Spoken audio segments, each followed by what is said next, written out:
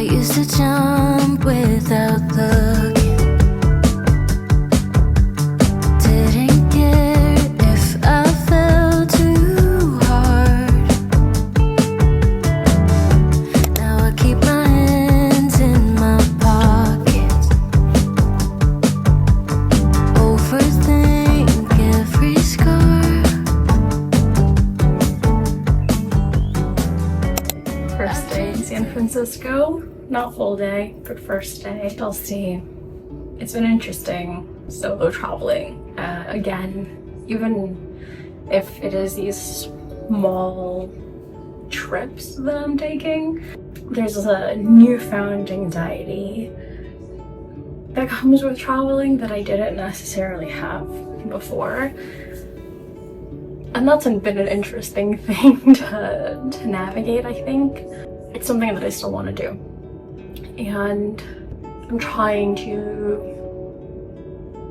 push myself in a healthy way and find the joy and also be immensely privileged that comes with being present and understanding that like this isn't something that everyone gets to do, and to be tired and to feel a little bit of discomfort of your own choosing is a good thing. And I think the theme of the year has been taking little baby steps towards that. So like I went to go see my friend in Italy. I took a smaller trip to Verona.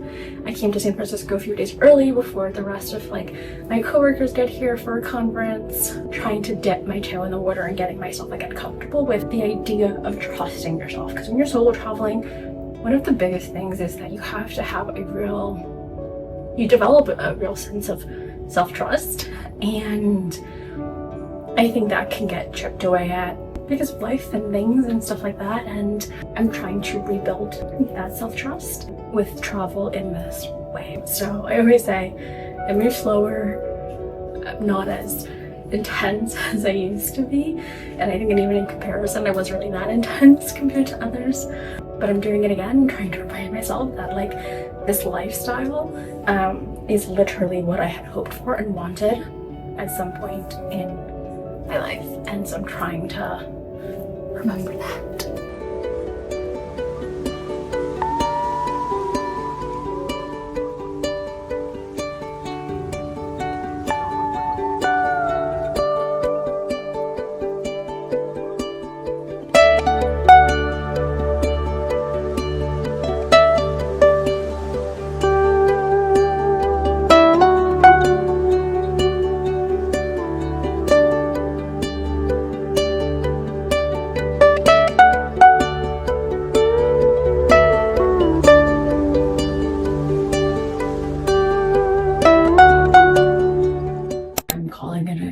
Early day. I'm not going to feel guilty about it.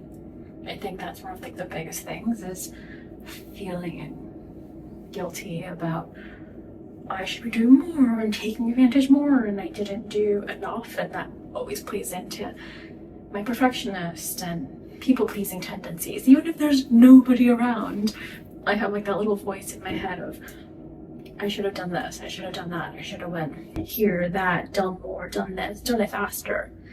And in the last year or so, I've tried to really practice taking things at my own pace.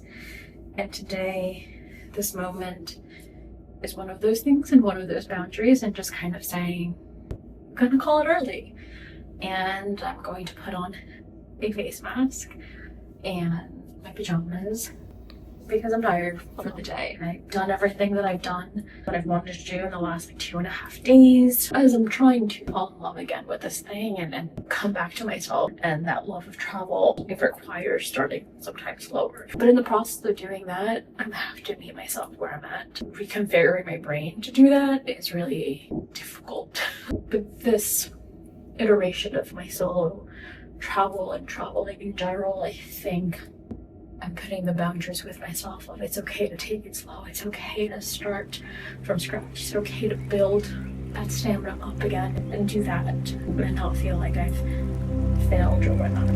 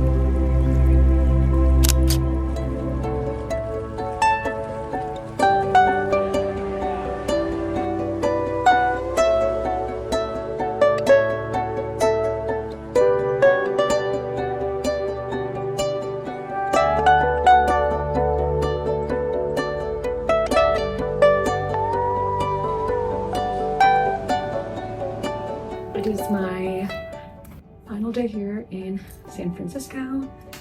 I am heading to the airport after the conference. It was great. It was a solo travel few days mixed with conference and work and meeting my colleagues in person. So it was good. Now we fly to New York and in 2 weeks heading to Brazil.